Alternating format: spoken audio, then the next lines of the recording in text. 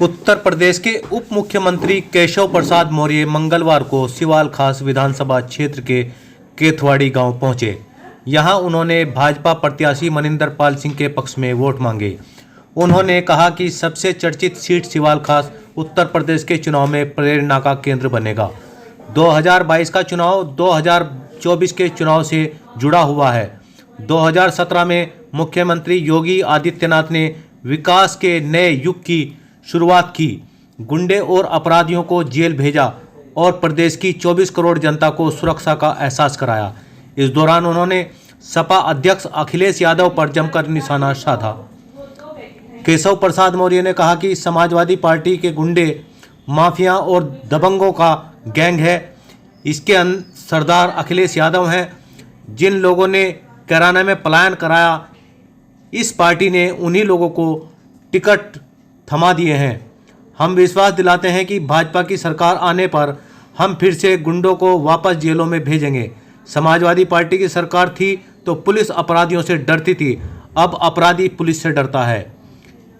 उनके पास तमंचे हैं, अपराधी हैं, गुंडे हैं। हमारे पास 24 करोड़ जनता का सुरक्षा का कवच है। इस दौरान रणवीर राणा, अचला सिंह, केपी सिंह, डॉक्टर जेवी चिकारा, अनिल कुमार, मुकेश शास्त्री, मनोज प्रमुख, धर्मेंद्र भारद्वाज, अनिल सिंह, सुनीता बाधवा, मोहन गुज्जर, हरी शर्मा, सोनू त्यागी, गोपाल शर्मा, विजय शर्मा आदि मुख्य रूप से शामिल रहे। सरदना से साजिद कुरैशी की रिपोर्ट। मेरे भारतीय जनता पार्टी के हमारे लोकप्रिय प्रत्याशी चौधरी मनिंदर पाल जी, जिन्हें पार्टी ने कमल का फूल दे करके आप सबका आशीर्वाद लेने के लिए भेजा है। 48 घंटे बाद आपको अपने मताधिकार का प्रयोग करना है।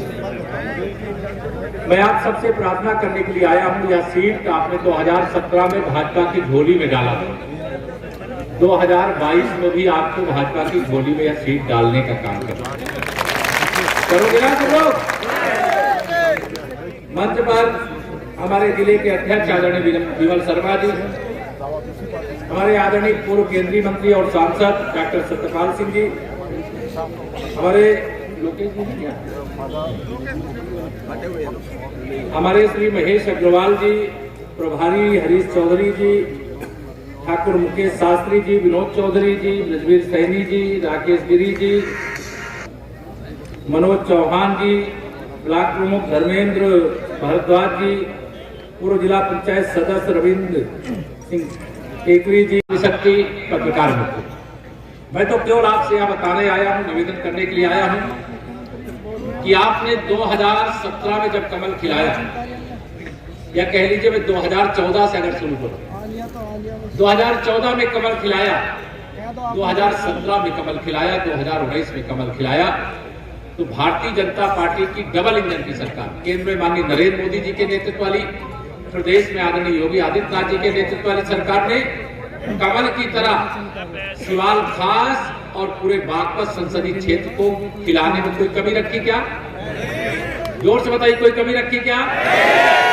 याद करिए 2017 से पहले का समय, जब उत्तर प्रदेश के अंदर समाजवादी पार्टी की सरकार थी। मैं भी किसान हूं, किसान का बेटा हूं, और आप भी कृषि कार्य से जुड़े हुए हैं। कितने घंटे बिजली आती थी पहले, याद है आपको?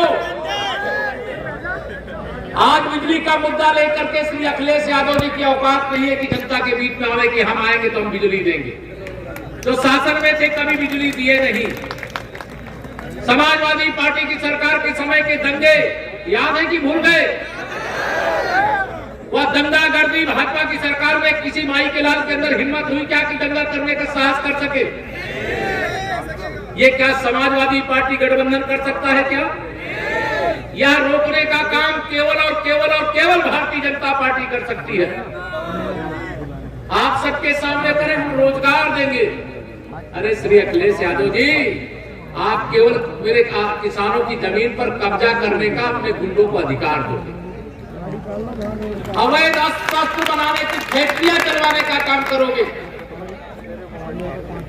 उत्तर प्रदेश के अंदर ईमानदारी से कोई काम करने की जगह उसमें भ्रष्टाचार पूरी तरह से उड़ेल देने का काम करोगे।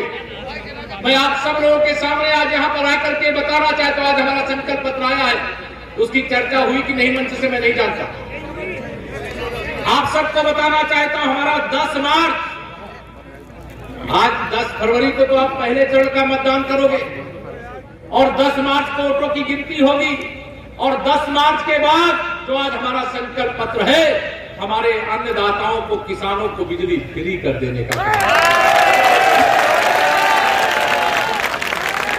प्रदेश में भारतीय जनता पार्टी की सरकार आप सभी के आशीर्वाद से बनी। विरोधियों को विश्वास हो रहा था क्या उस समय की भाजपा 300 से ज्यादा सीटें को देते हैं क्या? हमारे लिए गरीब गरीब एक समान, किसान किसान एक समान, बेटी बेटी एक समान, हिंदू हो चाहे मुसलमान, हमने कभी भेदभाव नहीं किया। लेकिन जो भेदभाव करते हैं वो आए हैं आपका वोट मांगने के लिए। जो दंगे करवाते हैं कि हम आएंगे तो अब दंगे नहीं होंगे, कहते हैं ये नई सपा है। श्री अखिलेश यादव जी, ये नई सपा नहीं है। जब गुंडों के सरदार के रूप में, अपराधियों के सरदार के रूप में, भूमाफियाओं के सरदार के रूप में, भ्रष्टाचारियों के सरदार के रूप में श्री अखिलेश यादव जी वही है, तो नई सपा कैसे हो सकती है? नई सपा नहीं, ये वही सपा है जिससे जनता 2017 में भी खपा थी और 2022 में भी खपा। मैं आप सब लोगों से निवेदन करने के लिए आया हूं। आपने 2014 में आशीर्वाद दिया, देश का चित्र बदला कि नहीं बदला? 2019 में सारे विरोधी एक हो गए थे, उसमें सपा बसपा भी शामिल थी, उसमें लोकदल भी शामिल था। सबने क्या सोचा था कि डॉक्टर सतपाल जी को संसद में नहीं जाने देंगे क्योंकि मोदी जी प्रधानमंत्री बनने ना पावे। इस लक्ष्य को लेकर के गठबंधन हुआ था ना, सांपनाथ का नागनाथ का नेवलानाथ।